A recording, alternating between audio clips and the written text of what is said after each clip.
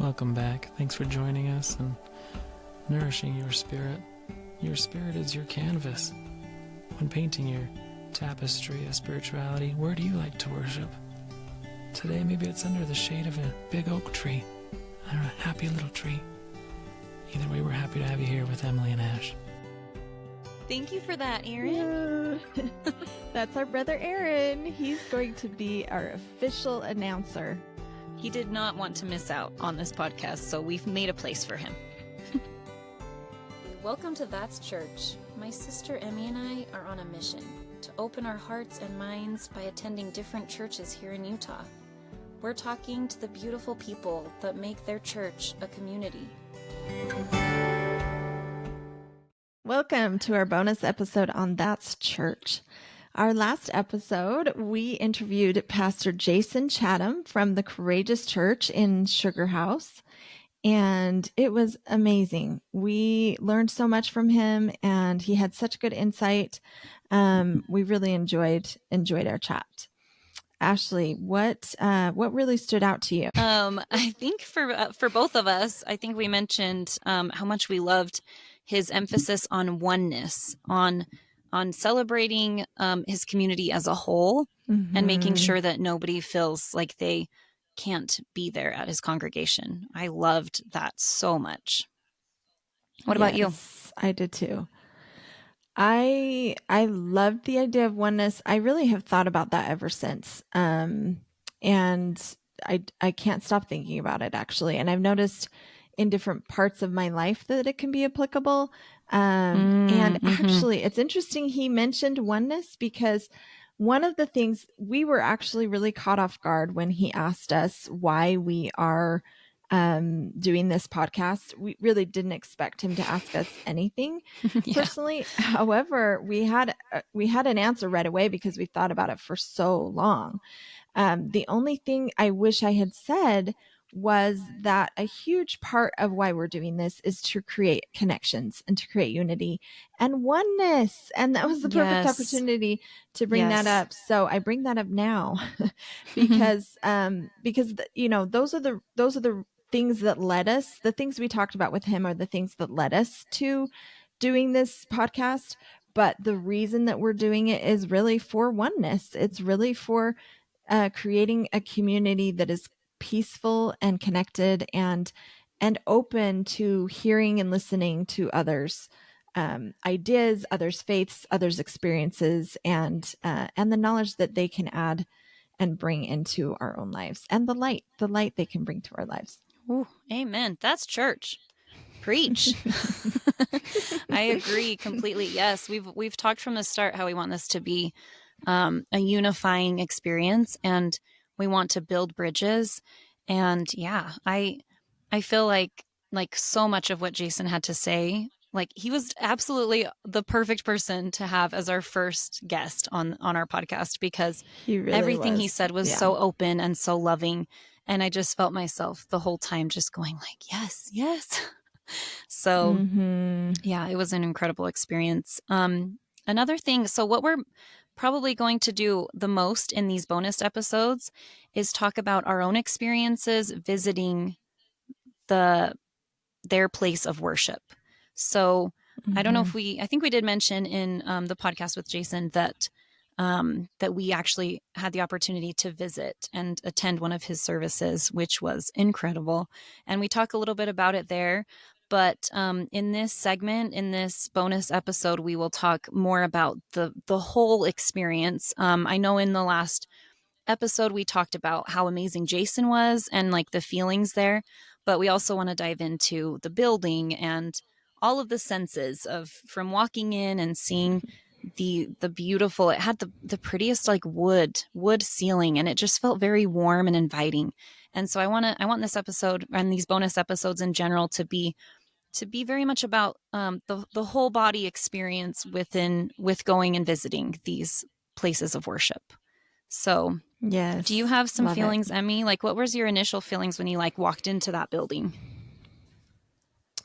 My first thought was, wow, they are ready for us. Like, they were so welcoming. There were so many people that were there to greet us.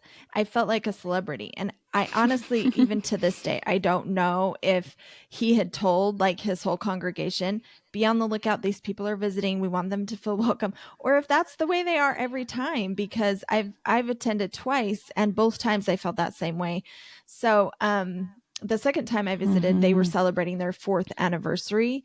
And we got tacos, which was awesome. So it was kind of more of a celebration. So I haven't been there for a regular service outside of the first time we went and then the anniversary the other time. But when we went in, there were people, welcome, kids go this way, you go this way. We're so happy to have you. And it was very impressive to me and very uniting. And they offered us a Bible. If we didn't have a Bible, we told them we did. And they said, oh, well, you're still welcome to one. And as I realized it was a different translation, I really wanted my own because it was such a fun, different, easier to understand translation. So as I left, I grabbed one and thanked them. But a great little the souvenir architecture too. Of that, yes, for sure. But the architecture too of that building, it's my favorite kind. My house, I just recently added onto my house and did a bunch of renovations. We gutted the whole inside and renovated all of it. And I did a big what is that called? Like vaulted ceiling in my great room. And this is like the vaulted ceilings on steroids. I didn't even think of that. It does match your ceiling, the wood, like that warmth. I love that warm feeling. Yes. It's very me. So I walked in and felt very at home, and it is the Seventh-day Adventist church, but the feeling that the people exude as well is very welcoming and loving, and they do. Yes. I loved that during the service, they stop and they talk with each other. That I was very, and I think Ashlie is gonna hit on that a little bit more later, but just before we leave the building part of it, I love the glass windows too. That's one thing that I think in the LDS church, I would love to see some of that. And when I served in LA on my mission, there was one building that all of the missionaries wanted to be in that area because it looked like a Catholic church. And there were tons of stained glass windows all around, and it was kind of, those big vaulted ceilings and a similar feel to this one. It was just really absolutely beautiful. And whenever we were put in that area, we all kind of bragged to the other missionaries because, and the word on the street was that it used to be a Catholic church or something like that. And we just all felt very special to be there. And so I love stained glass. And yes, and that's the church I would want to go to as well. Right. Yeah. Right? I feel like there's something that is so like, I feel like in movies, like we see these churches with stained glass windows. And so when we see them in real life, like, and our churches don't typically have stained glass, just so you guys know, LDS buildings do not typically have stained glass windows. So I feel like when I see them in a church, whether I'm visiting or whatever, it is like, I don't know, it feels very like set apart and very special. Like, oh, this is one of those special places that you see in the movies. And I'm not gonna lie, I would trade that maybe for like the carpeted walls that we have in our church. We like there's a few weird things. I feel a lot of peace in an LDS church building, but I also sometimes think, we could zhuzh this up a bit. I don't know if we need carpet on this wall. I don't know if I need a basketball hoop above me while I'm in sacrament meeting. I don't know. Just some things to think about. But I do. The feeling of peace is definitely there. And yes, it's a hard balance in churches. You see some that are kind of going for a more humble approach. And then you have some Catholic churches and cathedrals that are absolutely ornate and gaudy and gold and, and they're beautiful. So it is like, I felt the spirit in multiple of these places, whatever they may be. So it's really interesting to think of the architecture and what what the architect wants the worshiper to feel in that space. And, kind of like we've said, and like what we believe is that that's open to every individual, like how you feel the spirit and what makes you feel it is so unique and so individual. Share that quote about the church. Each person is their own church. You shared it with me recently. Yes, I heard this on a podcast, and the author is unknown, but I love it so much. And the quote goes that there are as many religions as there are people. And me and Emmy both were like, yes, that's it. Because there's not two people who worship in the same exact way. Like, even if you belong to the same religion and go to the same church, your personal experience and your personal spirituality will be different than everyone else's. And it's sacred. So we love that quote. I wanted to mention too, Emmy, you brought up the fact that they share that space with the Seventh-day Adventists. And I loved that. I thought that was so cool. And kind of what we're all about here on That's Church is like the sharing of communities. And I don't know, I just thought, I've never heard of that. Like a church building sharing, like you hear, like in our church, we have multiple wards that attend one church building, but we don't see those other people in the other wards. One building is used for multiple services, but they're all within our religion. But I really appreciated that the Seventh-day Adventists let the Courageous Church hold their service there. Those are two separate religions. And so that was just really impressive to me. I loved that. Right off the start, I'm like, oh, we're going to like it here. I liked that too. And I thought it was interesting. The Seventh-day Adventists meet on Saturdays. We'll have to see if we can visit a Seventh-day Adventist yeah, we know where they're at sometime now. and interview someone. Yeah, we know where they are. But they they meet on Saturdays, so it works out well for them to rent out the space on Sunday. Anyway, I just thought I agree. I think it's very sweet. One thing I really loved that I noticed at this church that we talked about the last time was the power of music. And I think we grew up in a house where like our mom would blast the radio. We'd listen to like Shania Twain and the Beatles and just a mix of different bands and genres. Our dad loved the Cars and Metallica. And we had this like little CD player in our kitchen, and our mom would just blast music and we'd dance around the kitchen together. And so I feel like growing up in a household that really appreciated music, like this was our kind of worship. Do you feel that way, Emmy? Yes. And I was just going to share that just reminded me when I would babysit. Ashley's 9 years younger than me. So I would babysit you guys. I'm the oldest, and we have, there's four other siblings. So 5 of us total. And I would babysit on the weekends. And I think our parents were very religious about going on dates like every weekend. And so a lot of times, if we were lucky, they would drop off our cousins and we would all have a dance party while our parents were gone. And I so looked forward to that. That was just like the highlight of my week. So, and we were very close to our cousins, which is a bonus. Yes, that is amazing. I totally forgot about that for a minute. That was the best. We need to do those again with our cousins. Let's just do it again. Right? Yeah. Allie, Amber, Cam, come on over. Dance come on party. In. I remember ABBA specifically ABBA. And we did the Dancing Queen. Yes. And I'm pretty sure Aaron did that one. I'm not sure why he was the highlight of that, but it made sense at the time.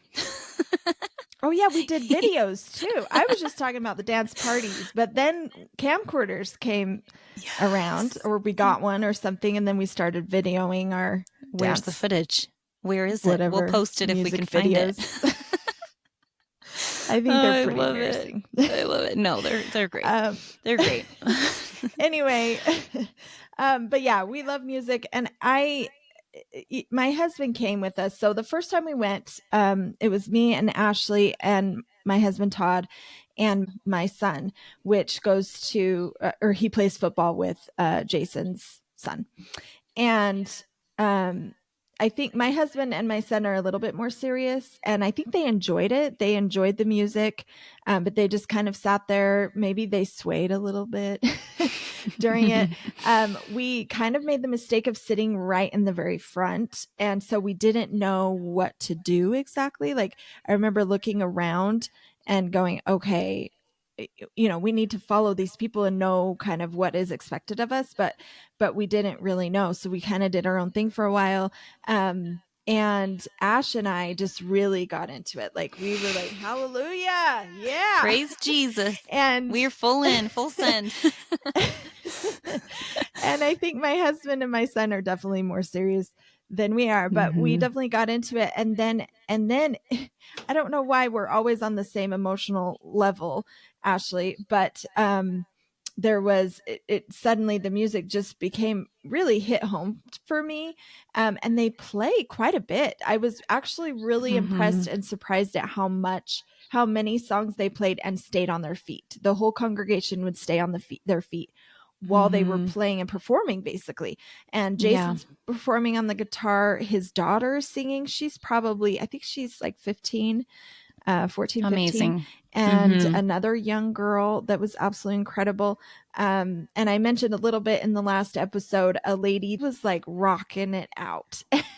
And I'm not cool, so I don't know if that's the right words, but she just was so impressive to me. And at one point she had a solo and I was like, what? That's coming out of her mouth. So even if you're not into church or into the sermons or whatever, go for the free performance. Like, it's just great. And anyway, there was a point in it that Ashlie and I looked at each other and we're both tears streaming down our faces. Like, I think we both kind of internalized the words at the same time. And it was just really touching. So I definitely felt the spirit. And I thought that was beautiful. Yeah. Did you have anything more to say about that? Oh, I totally agree. And it's so funny. We both noticed that same woman who was playing the piano, and it crossed my mind that, like, I thought to myself, what would she be doing in our church? And she would be playing piano. She was very talented, but I pictured her in our church behind a big, bulky, classical piano, kind of hidden, and like, I don't focus on who's playing the piano always during our services, and it's always so beautiful. I'm always touched by music, but it was so different. It was such a different experience to see her standing up, and she's not at a traditional piano. She's at an electric piano, and this chick is just killing it. And I like couldn't take my eyes off her. And I just was thinking, like, she is a star up there. Like, her talent is so highlighted, and I can't imagine what kind of like boost that would be to your confidence, and also just to be, to have your talent, what's the word I'm looking for, highlighted in that way. Like, she was singing, she was playing, and I don't know, it just was like a totally different experience than it would have been at our church. Again, like, not one is not better than the other, but for someone who loves music so much and loves acoustic and indie rock, like, it was just very magical. And I really feel the spirit like through music. So I play music all the time in my life, in my daily life. And I'll play a lot of folk music. Like, my husband and I have actually said before that we feel the spirit and we connect with music when it's really pared back and it's like just someone with their guitar. And so, like, when Jason started playing, like, it was so special for me and Emmy to just look at each other and be like, oh my gosh, this is so amazing. And the teleprompters too, like, that's another thing that Todd mentioned after. And I was like, I totally agree. Todd was like, Emmy's husband, Todd, was like, we need these teleprompters in our church because, for one, it's hard to find the hymn sometimes, it's hard to flip through that book and find it. It prompts the music. So it, similar to like karaoke, it just shows you what you need to sing. And the music was really loud. I don't know if you've ever been to a concert where the music is really quiet and it like throws off the whole vibe. But here, like, they had the music really loud. And so, like, I felt totally confident and comfortable just belting those words because I knew that it would kind of get drowned into the noise. Whereas in our church, I am so aware of myself when I'm singing hymns. I am like so aware, and I purposely don't sing very loud. And I think that's how everyone feels in our church. I think we all are a little bit hesitant and like nervous to be louder than everyone else. And so we're like very quiet. But here I just was like belting it out, and it's right there in front of you, and the music's loud, and it just fills your spirit. And yeah, that was, the whole music part was incredible. And I feel like it was probably more than half of the sermon. Do you think so, Emmy? Yeah, I think there were 5 or 6 songs. Yeah, it was, which was great. I think it was a good combo because the second time I've liked it even more because I knew how long to expect to be standing.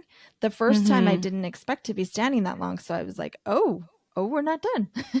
But it was the second time I realized it really was a great combo, a great balance of about half song and then half sermon, which I thought was great. One thing too, I was just gonna piggyback on. I also all of this, I think, is not to diminish anything from our church, and I think there are things to learn and gain from each one, which is why it's so fun to visit other churches in addition to our church. Because like at our church, I also love that many of the members are given opportunities to sing or to play piano or to play organ or whatever it might be, share their talent of sorts. And anyway, I think that's something that our church has that not a lot of churches have. At this church, it's designated people that sing and play every week. And I just think that's something great about our church. And many of our buildings are so beautiful as well.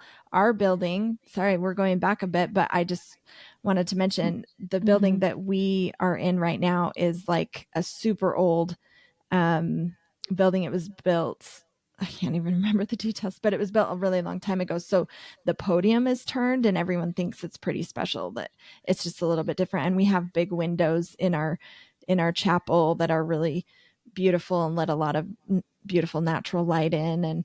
And so anyway, there's definitely a bonus to learning and gaining light from both churches, and different things we can learn from each one and enrich our lives in different ways. I love that. Yes, thanks for sharing that. I agree. I only have my own religion based this off of, so I will be doing that a lot, just in contrast.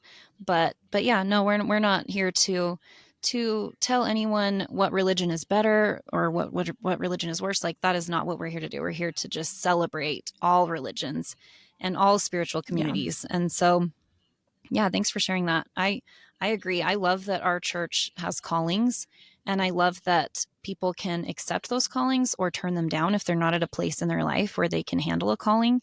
Like, that is such a beautiful thing. And I've said that also about testimony meetings. Once a month in the LDS church, they hold a testimony meeting. And I know some people have like criticized testimony meetings because it literally is like a free for all, because anyone can get up and bear their testimony. But I love it so much because it's then not just the bishop who is presiding all the time. It is like you get anyone who wants to share, they can go up and share their perspective. And I love that. And I mean, throughout the month as well, it's not always the bishop who presides. We have speakers in our church. And so you'll get a different ward member every week speaking.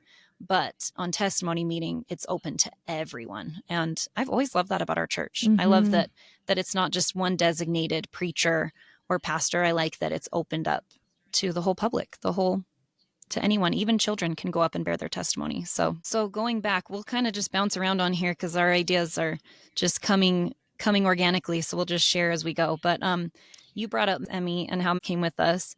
And I have to say that there was a moment where I looked over at and I saw him looking at his teammate, who is Pastor Jason's son. And I just was like overwhelmed at the thought of like, it is so important for him to see that his friend is worshiping in a different way, and it's not better or worse. It's just different. And I could almost feel that through, like I could see his curiosity on his face. And I was just very proud of you and Todd in that moment, like that you guys brought him with, and that you let him share that experience with you. And especially because it's his teammate, like I'm sure it was just so exciting for him to see that, like, we all worship a little differently. Yes. When we first got married, we had a goal. We had great goals. Of course, you always do, and then they don't always come to fruition, but they are now. But we always wanted to introduce different religions to our kids and make sure that that was part of our lives, and just give them perspectives that are not only one, give them different views from different places and different religions and different things. And we also like to travel and feel like we give our kids opportunities to see different perspectives and stories through travel. And so that's always been really, really important to us. About a year ago, my 11-year-old daughter came with us to a Lutheran church, and my cousin, we'll have to interview them sometime, but I've been to their church several times for Christmas programs that her kids were in, or we just recently went there for a funeral that was absolutely beautiful. I thought that was one of the most beautiful funerals I had ever been to. It was just so perfect in the dynamic, and right, it was just really a beautiful funeral, I thought. But and her cute little cousin that's her age was there, is always there every time we've gone with our kids. And so I think she feels some camaraderie with her because she's been part of that part of her life. And I think that's an important thing, to grow emotional connections with people that are a little bit deeper, to know what their souls are feeling and where their souls are at, and the spirit that's present in their lives. One of the things said in that church was, I really think we should start clapping in our church. Maybe because she's a performer. Yes. Oh, I agree. I want some kudos, I agree. Yes. It's so hard for me to not clap. That was one of her takeaways. Oh, I love that so much. Yes. And they clapped. But we all have our things. At the Courageous Church, right? Yeah, I think so. We all have our things. Like you mentioned, Todd wants the teleprompters. Yes, I remember him saying that, and he's like, this is it. Like, look how good this looks. Like, he could visualize it when we were at the Courageous Church, because it was an awesome setup. Yes. Such an awesome setup. It was implemented very well. Yeah. Yeah. I love that. I love so much that you took there. And yeah, we visited a few different churches now that we will touch on throughout this podcast. And one of them I took my children to as well. And it was like such a cool experience. And I'll touch more on that when we actually highlight that religion. But I can already see that the benefit of expanding my children's knowledge on different religions and beliefs, kind of like we said in our trailer, like these things do not, like learning these things does not diminish our own faith, but it just adds to it. And so, yeah, we've loved taking our kids and hearing their perspective too. It's really unique to hear. It's just really cool to hear the childlike view on these things, the child's perspective on these things. Wait till you hear her daughter's video. Ashlie recorded her comments after going to one of the churches we went to, and it is absolutely adorable. So that will be at the end of one of these episodes. So cute. Yes, it's coming. A little teaser. It's so cute. Yes, I love it. I'm always looking to my kids for knowledge. I'm like, what do you guys think? You guys have such cool opinions. I love that. Oh man. So I wanted to shift to Jason's style of teaching, because in our church, everything is kind of done with a little more reverence and a little more of like a softness to it. But Jason, he's up there, and he is just so like, what's the word I'm looking for? Bold and exciting. And it's so motivating. That's the word that came to my mind anyway. It was just like motivating. I was like, it feels like I'm listening to a motivational speaker. And again, that's something like that a I've TED seen. Talk. Yes. Like I felt like just empowered. And I think I felt the spirit a little more during the music, but again, I think that's because I'm more music oriented. But I did feel very motivated and empowered by his sermon.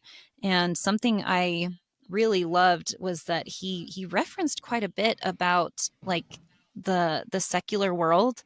Like I noticed like he brought up a movie during it, and I was like, I love movies. So any type of relation to movies like that, that resonates with me.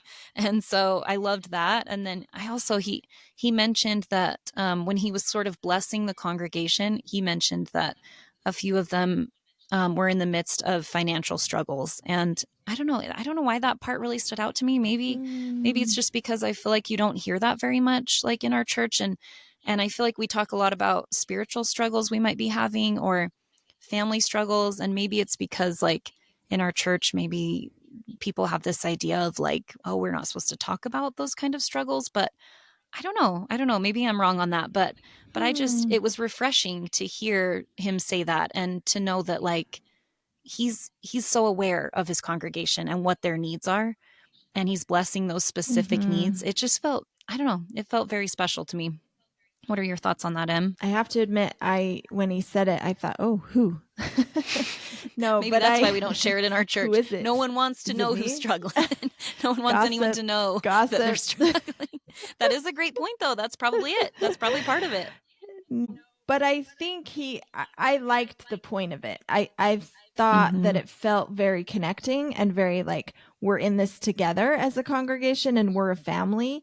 And it kind of pointed something out that that maybe seems a little bit taboo.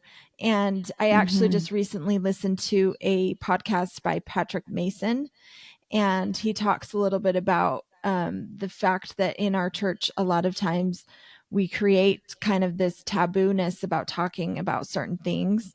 And there are certain things that individuals, especially young Gen Z youth, struggle with not being able to have a space to be open and be able to share the things that they struggle with. I feel like that was one of those things that it's something that may feel taboo to talk about, but really it's actually uniting and creating oneness. Right? Back to the oneness. Yes. I have to say that whenever I'm in Relief Society and someone is just vulnerable and opens up, I feel the spirit more there than ever. Like scripture's great, like other things great, but when I hear someone's experience in life and the pains they might be going through, I don't know what it is, but it is so connecting. And I guess it kind of goes back to that scripture where Jesus says, mourn with those who mourn. I think that is such a natural human emotion. And I think that we really need each other. And it's very apparent, I guess, when we're talking about those struggles and different things that we may be going through. It's very apparent that like we need each other more than ever, especially with everything going on in this world. Like we need to rely on each other more than ever. And we need to trust each other and be vulnerable with each other and not judge each other or gossip, so yeah, I love what you said. And I totally agree. And I could feel that in his congregation, that love that they had for each other. We also met a cute couple there at the end of our first visit there that were so warm and so open and so willing to share and talk about anything. I really just enjoyed our conversation with them. And they may have been trying to convert us a little, which I thought was super cute. Yeah, it's a compliment. I liked it. I thought it was so cute and so sweet and so endearing.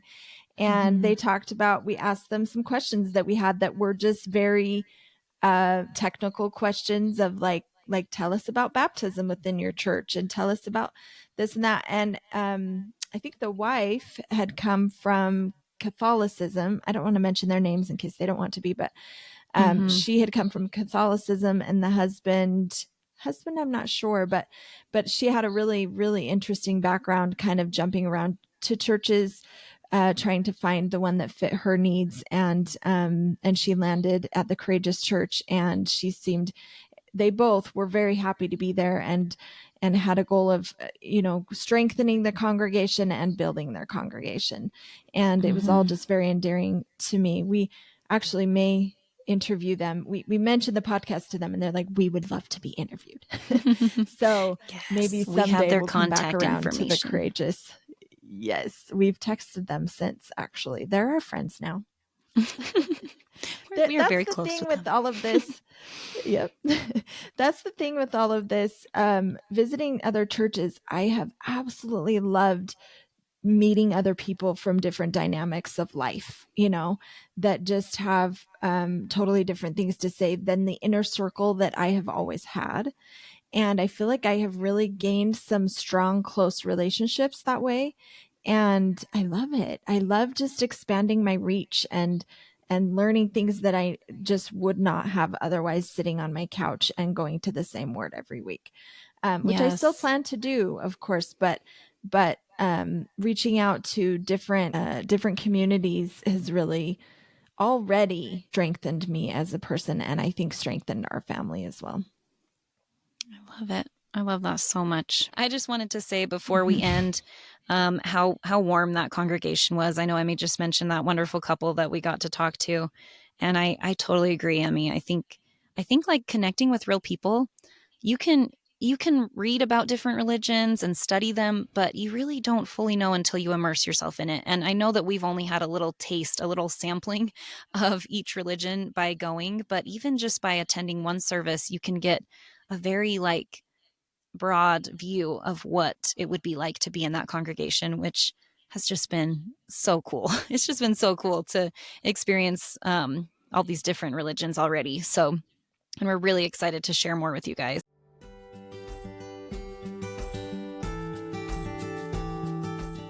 Thanks for joining us on That's Church. Be sure to follow us on Instagram at That's Church Podcast for more updates, insights, and a glimpse into the diverse spiritual tapestry of Utah. Let's keep the conversation going, because we believe that gaining knowledge of other religions does not diminish our own faith, but can instead enrich our spirituality. I think we both agree. Okay, cut that part out. Okay, sort go of ahead. serious. I think. Okay. Okay. Get it out. Get it out. What was I saying? Gen Z, Gen X. I don't know. Who is it? Gen Z? Gen Z. Yeah. Gen Z. Gen X is before us, right? Yeah. Clothing brand. Gen Z. Oh, there's Mom. And here's my dog. I'm trying to remember what else I was going to say. Do you ever have a thought and then it goes away? What was I going to say? Or if you have anything else to say, Emmy, do you want to just end by saying that's church and putting our backs together with our arms folded at the same time? Yep. I do want to do that. Oh, I know you do. Okay, are you ready for this? Okay. 1, 2, 3. Ready? That's church. We're keeping all of this. We are for our timing is. I love it. We're delayed. Okay. I didn't do the back thing because I was laughing. All right, ready? 1, 2, 3. That's church. That's church.